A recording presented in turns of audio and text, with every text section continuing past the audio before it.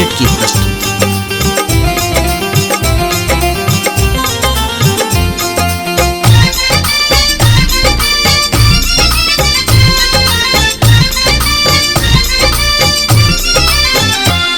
लाले रे पटोरे माँ के, लाले रे पटोरे माँ के, चुनरियो लाल है, लाले रंग टिकुली माँ के, लाले रंग टिकुली माँ के, नैना विशाल है।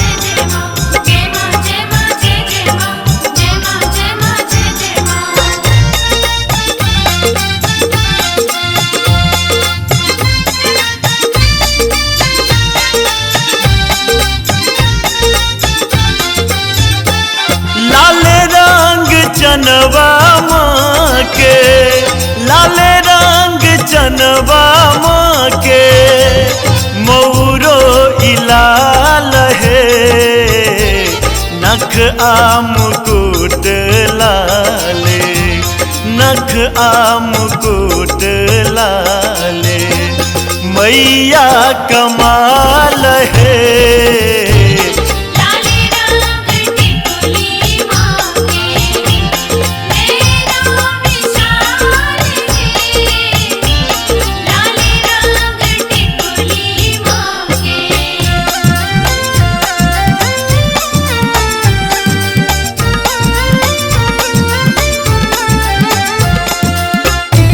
सुन रहे हैं गंगा कैसेट की प्रस्तुति।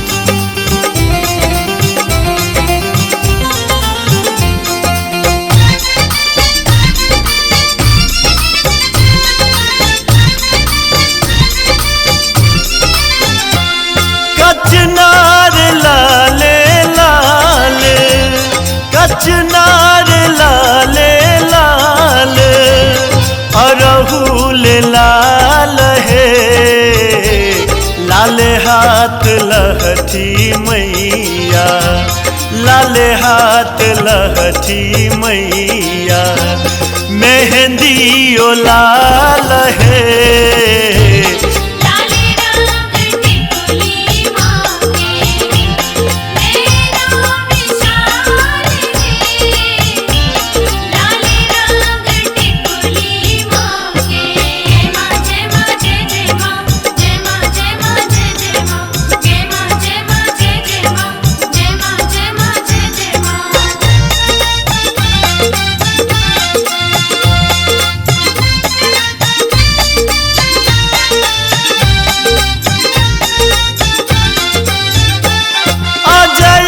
गथल माल, अजय गथल माल, माला इलाल है, माँ के दरस पावी, माँ के दरस पावी, जीवन निहाल है।